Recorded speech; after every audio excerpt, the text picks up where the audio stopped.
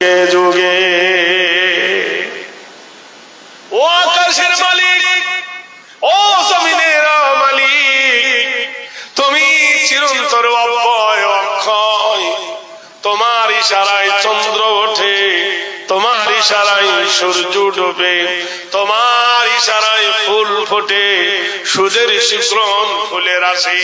তুমি দিন এবং দুনিয়ার মালিক। তোমার সৃষ্টি যদি এত সুন্দর হয়, না জানি তুমি কত সুন্দর। আলহামদুলিল্লাহ বলবেন না? আল্লাহর সৃষ্টি যদি এত সুন্দর হয়, তাহলে আল্লাহ কত সুন্দর। ওম শান্তি সুদাহেরি কল্যাণ নমস্ত হেরি সর্বদা গরিয় শিরি নবস্তাব বায় নিবিনৈতিত্ব কল্যাণ শুভ শান্তি বায়। তুমি নিজে খাও না, অপরকে খাও, নিজে ঘুমাও না, অপরকে ঘুম পড়াও। আল্লাহ ঘুমায়? আল্লাহ খায়? তুমি সর্বসময় তোমার কাছে যে যা চাই তুমি তাকে দাও। হে মহান প্রভু, তোমার রহমতের কাছে হলাম আমরা ঋণী। কল্যাণ করো চরিত্র দায় হেরি নব শান্তি যুগে বাক্যায় নম। কার চরিত্র ধরলে তোমাকে পাবো, তাই মক্কা শহরের মাটিতে একজন মহামানব পাঠালেন। সত্যম কল্যাণ করো বসুমতী লা ইলাহা ইল্লা হরফ কিবাকরং মুহাম্মাদং পরম পরম পাদম সত্যম মুহাম্মাদুন সুন্দরম। যাতে পথ না ভুলি, মহান আদর্শবান চরিত্রবানকে দিয়ে এমন একজন মহামানবকে পাঠালেন, যিনি খুব লম্বাও ছিলেন না, খুব বেঠেও ছিলেন না, খুব মোটাও ছিলেন না, খুব মিহিও ছিলেন না। বিদায় হজের সময় 1,40,000 সাহাবাদের মধ্যে যখন নবী দাঁড়ালেন আরফার ময়দানে, সবাই তাকিয়ে দেখলেন আল্লাহর নবীর মাথা সবার থেকে উঁচু। সারে উঁচু সে উঁচা সমঝে ও শমশীর সরআসু সে আচ্ছা সারে আসু সে আচ্ছা হামারা নবী। লক্ষ মানুষের সামনে দাঁড়ালে আমার নবীর মাথা উঁচু ছিল। সেই মহান আদর্শবান নবী আমাদেরকে দিয়েছেন। বেশি দূর আপনাদের কাছে যাব না, বেশি ভূমিকা বলতে গেলে সময় চলে যাবে। হেডলাইনের পথে চলবো ইনশাআল্লাহ। কারণ বিশ্ব নবী সাল্লাল্লাহু আলাইহি সাল্লাম মক্কার মাঝে প্রথম ডাক দিলেন। 1 নম্বর ডাক, ইন্নাহু মান ইশরিকু বিল্লাহি ফাকাদ হারামাল্লাহু আলাইহিল জান্নাহ। তোমরা আল্লাহর সঙ্গে কারোর শরীক করিও না, আর আল্লাহর সঙ্গে শিরক করলে তোমরা জুলুম করবে, আর তোমরা জুলুম করলে আল্লাহ তোমাদের জন্য জান্নাত হারাম করে দেবে। নাম্বার 2, তোমরা আল খামরু মদ খেও না। ইন্না হারামাল্লাহু আলাইহিমুর রিবা, তোমরা সুদ খেও না। লা তাকরাবুজ জিনা, ব্যভিচারী করিও না, গীবত করিও না। যারা সুদখোর, মদখোর, জিনাখোর নবীর শত্রু হয়ে গেল। উমাইয়া, আবু জাহেল, উতবা, সাইবা, আবু লাহাব, আবা বিন খালদ, ওলীদ বিন মুগিরা মিটিং ডেকে বলল, বলে মুহাম্মদুর রাসূলুল্লাহর আইন যদি চালু হয়ে যায় তাহলে কি হবে? আমাদের শাস্তি নেমে আসবে। সবাই মিলে নবীর আইনকে বন্ধ কর, একে মেরে ফেল। পরিকল্পনা হলো আজ রাতের মধ্যে আল্লাহর নবীকে নিষ্ঠুর ভাবে হত্যা করবে। 65 জন যুবক রাসূলুল্লাহর বাড়ির পাশে পাহারারত, এনাল মোড়ান উলঙ্গ তরবারি নিয়ে পাহারায় রত নবী মার হবে, এক কোপে মুন্ডুকে নবীর শিরে ছেদ করে দেওয়া হবে। গভীর রাত হয়ে গেছে, আমার আল্লাহ কি বলে শুনুন, ওয়াজআলনাল লাইলা লিবাসা ওয়া নাওমাকুম সুবাতা, আমি রাত তৈরি করেছি অন্ধকারের সাথে, মানুষের চোখে নিদ্রা দিয়েছি আরামের জন্য, ওয়া কামারাম মুনীরা, আর স্নিগ্ধ আলো আমি আকাশে জ্বেলে দিয়েছি। গভীর রাতে নবী আমার ঘুমিয়ে, মহান আল্লাহ ডাক দিয়ে বলেন, ইন্না বাতশা রাব্বিকা লাশাদীদ ইন্নাহু হুয়া ইবদি ওয়া ইউঈদ ওয়া হুয়াল গফুরুল ওয়াদুদ যুল আরশিল মাজিদ ফাআলুল লিমা ইউরিদ। নিশিরাতে মহান আল্লাহ ডাক দিয়ে বলল, জিবরিল রে, আমি বাদশার বাদশাহ, আমি ধীরাজের ধীরাজ, আমি সুলতানের সুলতান, আমি আল্লাহ যা পরিকল্পনা করি ফাআলুল লিমা ইউরিদ, তাহা কেউ পরিকল্পনা বাতিল করতে পারে না। আমি যাকে ইচ্ছা বাদশাহী দিতে পারি, যাকে ইচ্ছা ফকির করতে পারি। ফাইন্না মাআল উসরি ইসরান ইন্না মাআল উসরি ইসরা, যখন তোমার সুখ আসবে দুঃখ লুকিয়ে রয়েছে, যখন তোমার দুঃখ আসবে সুখ লুকিয়ে রয়েছেন।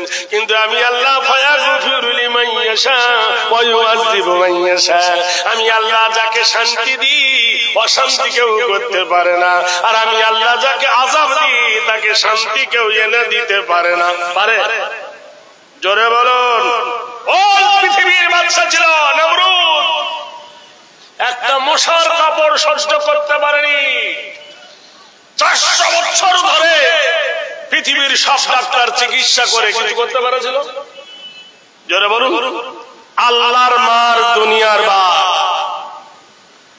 গভীর রাতে জিবরিল এসে ডাকলেন, ওঠো ইয়া রাসূলুল্লাহ, চতুর্দিকে আপনার প্রহরী আছে গো নবী, মহান আল্লাহর হুকুম হয়ে গেছেন স্বর্গদপি মা গরিয়সী জন্মভূমি জানিবেচ্ছ। হে নবী, প্রিয় জন্মভূমি ছেড়ে হিজরত করেন। আল্লাহর নবী নিশিরাতে উঠে দেখেন বাড়ির চতুর্দিকে যুবকরা পাহারায় রত, উলঙ্গ তরবারি নিয়ে আমার উপরে তারা অস্ত্র হানবে। বিশ্ব নবী তাজদারে মদিনা জনাবে রাসূলুল্লাহ এক মুঠো বালি নিলেন, কাকর মিশ্রিত বালি নিয়ে কোরআনের মুকাদ্দাস আয়াত পড়লেন। 12টা মর্তবা নাম যার উপর আছে, আল্লাহু লা ইলাহা। প্রত্যেক ফজরের নামাজের পর আমরা পড়ি না সবাই? এ ভাই পড়ি কিনা? আল্লাহু লা ইলাহা ইল্লাহু আল হাইয়ুল কাইয়্যুম লা তাখুযুহু সিনাতুম ওয়ালা নাওম লাহু মা ফিস সামাওয়াতি ওয়া মা ফিল আরদি। এই বলে বালুর উপরে নবীজি ফুঁক দিয়ে দিলেন, বালুটা উড়ে গেল, বাতাসে উড়ে গেল। যাহারা প্রহরী ছিল ওদের গায়ে পড়ল, ওরা সব ঘুমিয়ে গেল না, আল্লাহ ঘুম পাড়িয়ে দিল।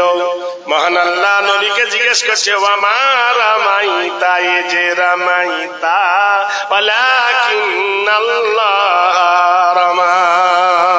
বলো হে মুহাম্মদ সাল্লাল্লাহু আলাইহি ওয়াসাল্লাম, দয়ার নবী গো, রাতের বেলায় যখন বাড়ি থেকে আপনি বার হন কি পরিকল্পনা করেছেন?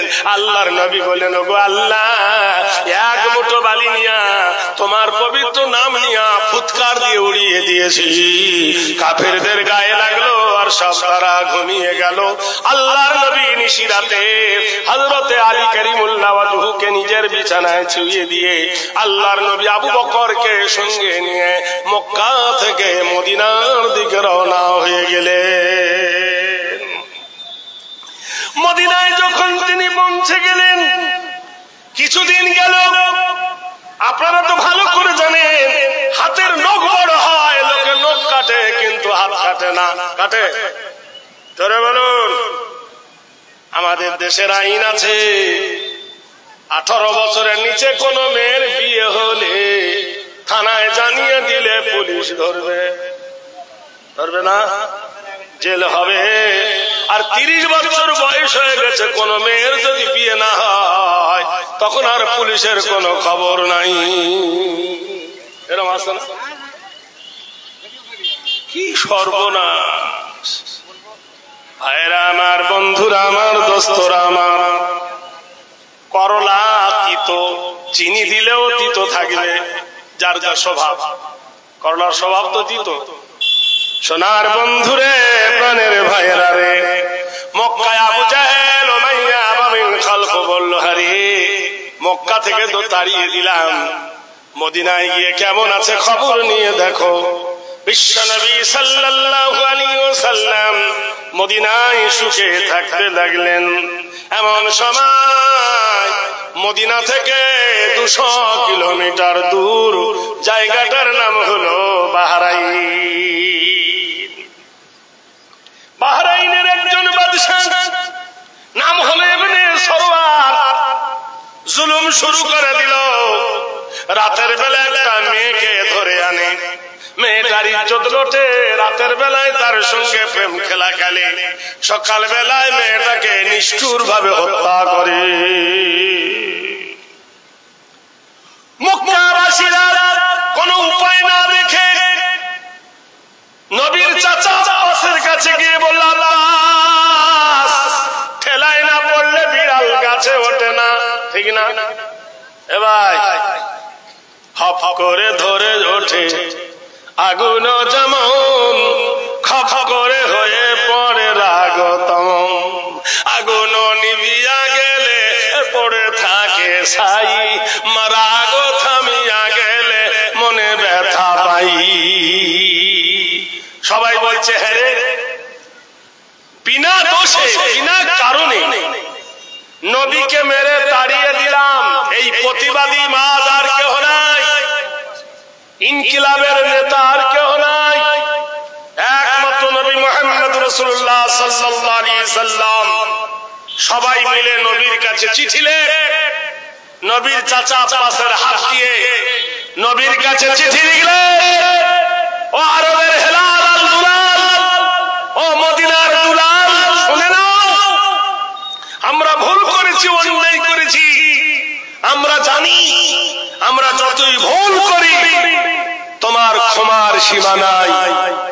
হে মোহাম্মদ আরবি, বাহরাইনের বাদশা, আজ কারোর বোন, আজ কারোর কন্যা, আজ কারোর মেয়ে, কারোর ভাই, এইভাবে মেয়েগুলো তুলে নিয়ে ইজ্জত লুটতেছে, এর প্রতিকার করার মতো আমাদের মুখ নাই। আপনি একমাত্র প্রতিবাদী বাদশা, হে রাসূল, কিছু এর প্রতিবাদ করুন। চিঠি পড়লেন হযরত আলী কারিমুল্লাহ ওয়াজহু, নবীর 2 চোখ দিয়ে ঝরঝর করে পানি ঝরে এলো। বুখারী শরীফের 2য় খণ্ডের হাদিস। আল্লাহর নবী মসজিদে নববীতে মিটিং দেখলেন। ও সাহাবারা, ওই বাহরাইনের বাদশা ইবনে সরওয়ারের বিরুদ্ধে কারাই কারা লড়াবে, দাঁড়াও। একজন বললেন, ওগো আল্লাহর নবী, বাদশার বিরুদ্ধে লড়াই করতে গেলে প্রাণ চলে যাবে, আমরা পাবো কি? কোরআন বলে দিন, ওয়ালা তাকুলু লিমান ইয়ুকতালু ফি সাবিলিল্লাহি আমওয়াত। তোমরা যদি দিনের জন্য কতল হয়ে যাও, গলা চলে যায়, তোমরা মরে গেছো, তোমাদেরকে মৃত বলা হবে না। কি পাওয়া যাবে গো নবী মরণের পরে? নবী জানিয়ে দিলেন, তোমরা যদি শহীদ হয়ে যাও দিনের কাজের জন্য, ওয়া জান্নাতিল আরদুহা কারবিস সামাওয়াত, আল্লাহ তোমাদেরকে আকাশ এবং জমিন যত বড়, এত বড় একটা জান্নাত দান করবে। একসঙ্গে 3300 সাহাবা, একসঙ্গে 300 সাহাবা দাঁড়িয়ে গেলেন, ওয়ানা ওয়া সামিনা ওয়া সাল্লামনা। বাহরাইনের বাদশাকে শায়েস্তা করার জন্য আমরা 300 সাহাবা দাঁড়িয়ে গেলাম। আল্লাহর নবী তাজদারে মদিনা বললেন, দাও, তোমাদের মধ্যে একটা নেতা বানিয়ে দিই, তোমাদের মধ্যে একজন কমান্ডার বানিয়ে দিই, তোমাদের মধ্যে একজন পরিচালক বানিয়ে দিই। সবার মধ্যে সবাই বললেন, আতিউল্লাহ ওয়া আতিউর রাসূল, আমরা আল্লাহ এবং আল্লাহ আল্লাহ রাসূলের ইত্তেআত করি। হে নবী আপনি কাকে বানাবেন বলুন। আল্লাহ নবী বললেন এই দলের মধ্যে সেনাপতির দায়িত্ব দিলাম হযরতে সাঈদ রাদিয়াল্লাহু তাআলা আনহু। কোথায় আছে? দাঁড়িয়ে যাও। সাঈদ দাঁড়িয়ে গেলেন। 7 শাহজালাল মসজিদে নববীতে 300 মডার্ন যুবক যুদ্ধে যাবার জন্য তৈরি। এমন সময় দরজার গেট নড়ে উঠল। কে? একজন ডাক দিয়ে বলে, ইয়া বুনাইয়া, হে আমার কলিজার টুকরা বেটা রে, হে আমার নয়নের তারা বেটা রে। আল্লাহর নবী ডাক দিয়ে বললেন, সাহাবী রে, কেমন সৌভাগ্যবান যে তার মা এত আদর করে ডাকে। সাহাবী বললেন, ইয়া রাসূলুল্লাহ, ইনি আমার আম্মা, আমি যুদ্ধে যাব তাই মা খবর পেয়েছে। মা বলল, বেটা আসল তা নয়, তুমি যুদ্ধে যাও আমার কোনো ব্যাপার নাই, কিন্তু বেটারে বড় বিপদে পড়ে গেছি। কি হয়েছে বলো? বলে প্রসবের যন্ত্রণাতে একাতর হইয়া বিবি তোমার কাঁদতেছে গড়াগড়ি দিয়া। হে আমার কলেজের টুকরা বেটারে, তোমার বিবির প্রসবের যন্ত্রণা উঠেছে, মাটিতে গড়াগড়ি করে উপায়ও না দেখি বেটা করি আবেদন। হে বেটা কি করি এখন বল? বেটা বলিল, গো মাতা শোনোনি কো তুমি ডাক দিয়েছেন নবী, কি করিব জানি। ও গো মা তুমি কি জানতে পারোনি? ও গো মা তুমি কি শোনোনি?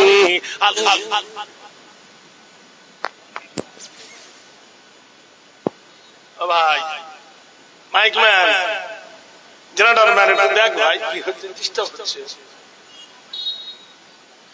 দেখেন এত ভোর রাতে যদি নৌকা ডুবে যায় তো প্যাসেঞ্জার পালাবে। সাহাবী কহিল, মাতা এই তোরা উঠছিস কেন? কি হচ্ছে তোদের? শুধু উঠবস করছিস। সাহাবী কই, আরে ভাই জেনারেটর চালাও।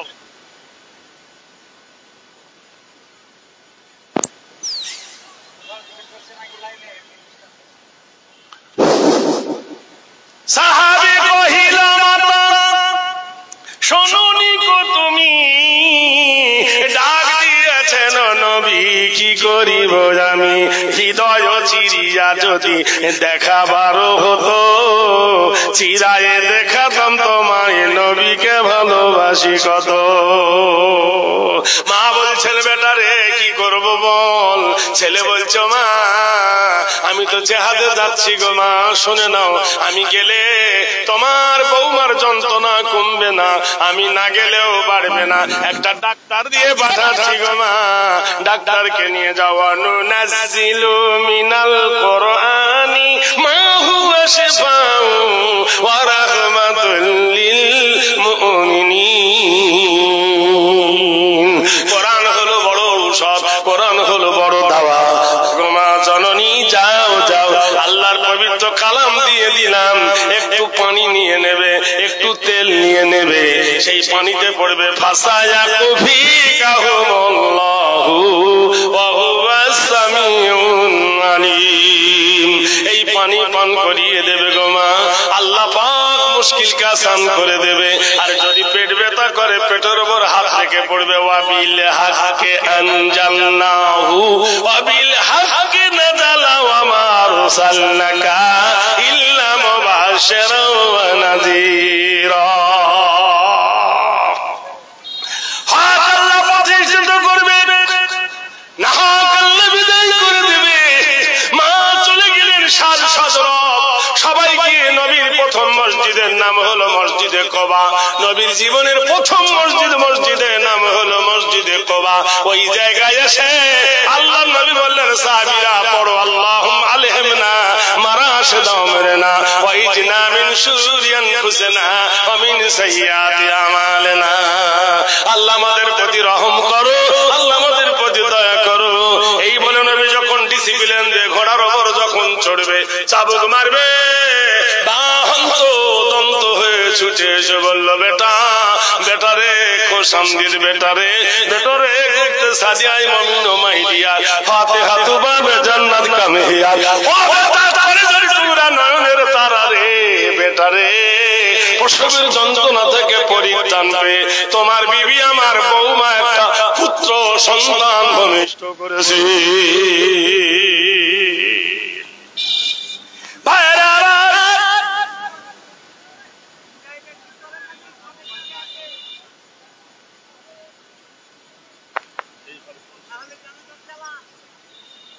জেনারেটর চালান না গো।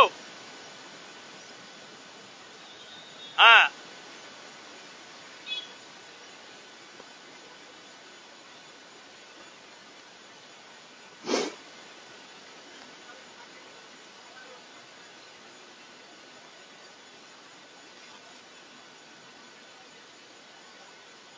এতক্ষণ ভালো চললো আর আমি উঠলাম গুড়ুম গুড়ুম করছে কেন বলুন?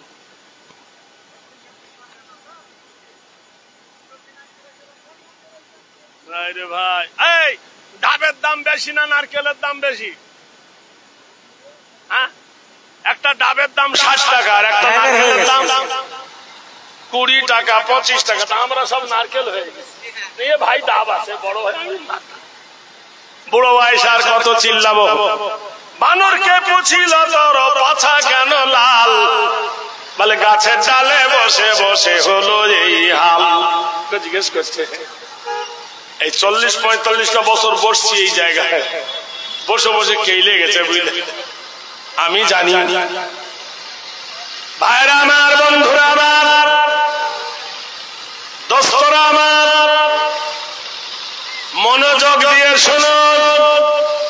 যখন ঘোড়া ছুটলো কোথায়? মরুর তপ্ত বালুর দিয়ে, দুর্গম গিরি কান্তার মরু দুস্তার পারাপার, লঙ্গিতে হবে রাত্রি নিশিতে যাত্রীরা হুঁশিয়ার, ছিড়ি আছে পালকে ধরিবে হাল, এ তুফানে ভারী দিতে হবে পারি, আছে কার হিম্মত। ভাইরা আমার, যুবকরা যখন বাহরাইনে পৌঁছে গেল, বাহরাইনের বাদশার 24,000 সৈন্য, এরা মাত্র কজন? 300। দুই পক্ষে লড়াই শুরু হয়ে গেল, ইমানি লড়াই শুরু হয়ে গেল। দুই পক্ষে যখন বীরের মতো লড়াই শুরু হয়ে গেল, আস্তাইনু বিল্লাহ ওয়া নাতাওয়াক্কালু আলাইহি, নাসরুম মিনাল্লাহি ওয়া ফাতহুন কারীম ওয়া বাশিরিল মুমিনিন।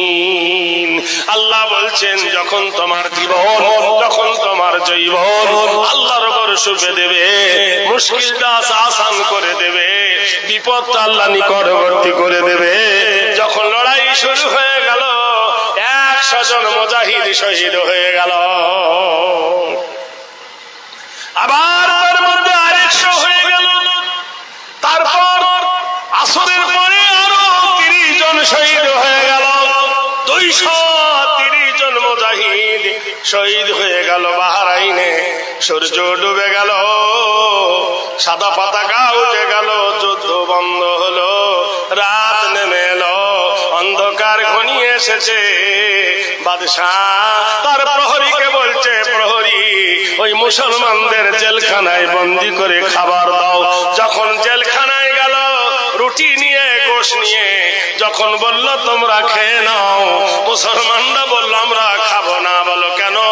বলে এই গোশ আমরা খাবো না। বলে এটা দুম্বার গোশ, খাও। বললো খাবো না।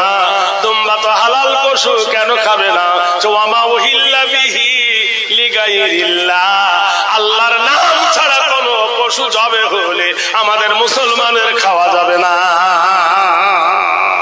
বলে তাহলে রুটি খাও। বলছে না, ইন্নাল মুশরিকুনা নাজাসুন, নিশ্চয় প্রত্যেক মুশরিক হলো নাপাক, এই নাপাকের হাতের খাদ্য আমরা খাবো না। বাদশা বলে তারে লাল লাল পানি খাও, ওয়াল খামরু, মদ খাওয়া যাবে না। নারায়ে তাকবীর। বাদশা বলছে তারা আমার রুটি খাবি না, আমার গোশ খাবি না, আমার লাল লাল পানি খাবি না, তাহলে তোদের ঈমান হারা করব, তারপর তোদের মারব। রাতের বেলায় 70 জন রমণী সুন্দর রজনীকে সাজিয়ে জেলখানায় পাঠিয়ে দেওয়া হলো। মুসলমান, কিয়ামত পর্যন্ত ইসলাম সাক্ষী দেয়, কিয়ামত পর্যন্ত ইসলাম সাক্ষী দেয়।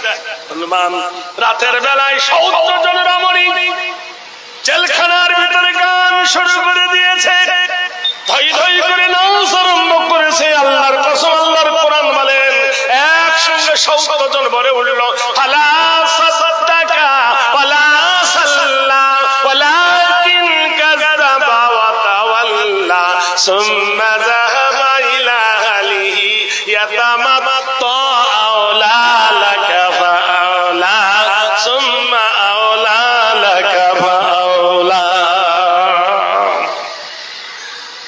সারা রাত ধরে 70 জন রমণী এদের কোরআনের বাণী শুনে গিটার ছিঁড়ে গেল, গান বন্ধ হয়ে গেল, নাচ বন্ধ হয়ে গেল, দেয়ালে পিঠ ঠেকে আল্লাহর কোরআন শুনতে লাগলো। বলুন সুবহানাল্লাহ। সকাল হয়ে গেছে, ওয়াস-সামাই যাতিল বুরুজ ওয়াল ইয়াউমিল মাউত ওয়া শাহিদু ওয়া মাশহুদ কুতিলা আসহাবুল উখদুদিন নারি যাতিল ওয়াকুদ। সকাল হয়ে গেছে, ফজরের নামাজ যখন সবাই পড়ছে, বাদশা এসে বলল, এই নারীরা পেরেছিস? মেয়েগুলো কেঁদে ফেলে বললেন, জাহাপনা এরা মানুষ নয়, জাহাপনা এরা মানুষ নয়, এরা পাথরের মূর্তি। এদের কাছে যখন কোরআন আমরা এলাম গান নিয়ে, সারা রাত ওদেরকে পাগল করব কি? ওদের কোরআনের বাণী শুনে আমরা পাগল হয়ে গেছি। বলুন নারায়ে তাকবীর। আপনারা জানেন 1757 খ্রিস্টাব্দে বাংলার স্বাধীনতা যখন হারিয়ে যায়, সেই সময় একজন হাফেজ গোলাম মাসুম আন্দোলনী নেতাকে কলিকাতার সন্ডেগের মাটিতে ফাঁসির হুকুম হয়েছিল। হাফেজ গোলাম মাসুম যখন জেলখানায় বন্দী হলো, ক্লাইভ তাকে বলল, হে মুসলমানের বাচ্চা, তোকে আমি ছেড়ে দিতে পারি, আমি একটা কাগজে লিখব, মিম লাম মিম, কাগজে লিখব মিম হে মিম দাল মোহাম্মদ, সেই নামের ওপর যদি থুতু দিতে পারিস তোকে জেলখানা থেকে মুক্ত করে দেব। উনি কেঁদে উঠে বলেছিলেন যে আমার জীবন থাকতে কখনো এটা করব না। क्या ना कर सका मगरिब की दावत आने से सुरमा था मेरा खाके मदीना। তুই আল্লাহর নবীর নামের ওপর থুতু দিতে বলছিস, আল্লাহর নবীর দেশের মাটি পেলে চোখে আমরা সুরমার মতো লাগাবো। বাদশা বলছেন, তাহলে একবার সহ কাগজের লিখবো লাম মিম মিম হে মিম দাল মোহাম্মদ, তার উপর পা তুলে দিবি, জেলখানা থেকে তো করে হাই করে দেবো। বলো, জীবন থাকতে কখনো আমরা নবীর নামের ওপর পা তুলে দেব না, আমরা সেই জাতি নয়। সুবহানাল্লাহ বলুন। বাদশা বলল, আর কি চাস? বললে, আমাকে তো কালকে ফাঁসি দেবে। বললে, হ্যাঁ। বললে, আমার একটা অনুরোধ রাখবে। তাহলে কি? যে মরণের পূর্বে আমি আমার প্রিয়ার সঙ্গে দেখা করব। ইংরেজ খাল খাল করে হেসে উঠল, মুসলমান হাফেজে কোরআন, তুমি আবার প্রেম করো নাকি যে প্রিয়ার সঙ্গে দেখবে, মাহবুবার সঙ্গে দেখা করবে? বললে, হ্যাঁ। ছেড়ে দেওয়া হলো। জেলখানার ভিতরে গিয়ে সাথীদেরকে বলল, সাথীরে, আমার বন্ধুর সঙ্গে আজ আমি দেখা করব। তো আমাকে 10 লিটার পানি দেয়, সেই পানিতে গোসল করা হয় না, উজু ভালোভাবে হয় না, তোরা পানিগুলো আমাকে অফার কর, আমি আজ প্রাণ ভরে গোসল করব। সবাই গোসলের পানি দিয়ে দিল। উনি গোসল করলেন, উজু করে জামা কাপড় পরে তাক থেকে কোরআন শরীফটা নিয়ে সারা রাত কোরআন শরীফ পড়লেন। যখন ফাঁসির মঞ্চে উঠছেন সন্ডেগের আমবাগানে, এই কে বুদবুদ করছে, কোরআনটা বুকে করে নিয়ে সুবহানাল্লাহ আলহামদুলিল্লাহ লা ইলাহা ইল্লাল্লাহ পড়তে লাগলো। ইংরেজ বলছে, রে মুসলমান, তোমার যখন ফাঁসি হবে ইন্না লিল্লাহি না পড়ে তুমি আলহামদুলিল্লাহ পড়ছো কেন? মুসলমানরা যখন আশ্চর্য শোনে তখন সুবহানাল্লাহ বলে, মুসলমানরা যখন খুশির খবর শোনে তখন আলহামদুলিল্লাহ বলে। মুসলমানেরা তুমি বলো ইন্না লিল্লাহি না বলে তুমি আলহামদুলিল্লাহ বলছো কেন? বলে, আরে মালাউন ইংরেজ রে, ফাঁসির মঞ্চে দেখতে পাচ্ছিস না ফাঁসি, আমার ফাঁসি হচ্ছে ইসলামের জন্য। আমি হাসতে হাসতে শহীদের দরজা পাবো, আর সারা পৃথিবী আমার জন্য দুঃখ ভাসাবে। নারায়ে তাকবীর। ইংরেজ বলল তাহলে আর কি চাও? বলে নাম্বার 2, আমার গলায় যখন ফাঁসি হবে আমার জিভ বেরিয়ে যাবে, চোখ বেরিয়ে যাবে, হাত কাজ করবে না, আমার বুক থেকে কোরআন শরীফটা পড়ে যাবে। খবরদার কোরআনটা তুলে নিও, মাটিতে পড়ে যেতে দিও না। হাফেজ গোলাম মাসুমের বিবি মা চতুর্দিকে অধর নয়নে কেঁদেছিল, বলেছিল মা কেঁদো না, লক্ষ আশা অন্তরে লুকিয়ে আছে মন্তরে, লুকিয়ে থাকবে সকল পিতা সব পুত্র অন্তরে। মা আমি মরে যাব না, সারা বিশ্ববাসী জানবে আমি কোরআনের জন্য জীবন দিয়ে দিয়েছি, কিয়ামত পর্যন্ত কোরআন আমার জন্য সাক্ষী। নারায়ে তাকবীর। ও মুসলমান, নবীর হাদিস আবু হুরায়রা হইতে বর্ণিত, মিশকাত শরীফের হাদিস, ইযা মাতাল ইনসান, মানুষ যখন মরে যায়, ইনকাতানহু আমালুহু, নেকির দরজা বন্ধ হয়ে যায়, ইল্লা মিন সালাসাতিন, 3টা দরজা খোলা থাকে। তার মধ্যে একটা হলো ওয়ালাদুন সালিহুন, যদি কোন সুসন্তান বেঁচে থাকে সেই সুসন্তানের দোয়া মায়ের কবরে পৌঁছায়। আপনাদের যাদের মা মরে গেছে, বাপ মরে গেছে, এমন কেউ ব্যক্তি আছেন তার মায়ের পিঠে চলার কাফনটা কেনার জন্য 1000 টাকা এই মাদ্রাসায় দেবেন, একটা কোরআন কেনার জন্য, নগদ অথবা বাকি 1000 টাকার দাতা দেখতে চাই যে আমার মায়ের পিঠে চলার কাফন কিনতে 1100 টাকা খরচ হয়, 100 টাকা বাদ দিলাম, একটা কাফনের দাম কে দিবে বলুন? as-সাদাকাতু তারাদ্দুল বালা তাজিদু ফিল আমর। এই দলের মধ্যে এমন কোন বীর মহারথী আছে? 1000 টাকা দেওয়ার মতন কেউ আছেন নগদ অথবা বাকি? মাত্র 1 মিনিট বলুন, কে একজন বীর আছেন চির উন্নত মানসিক, নফস কাইবে তৃষ্ণা তোর কমে যাবে। আল্লাহ বলছে যে ইন তানসুরুল্লাহ ইয়ানসুরুকুম, আল্লাহ বলছে যে আমি তোকে বাড়াই দেব। ফাকানা হাক্কান আলাইনা নাসরুল মুমিনিন। কি নাম বাবু?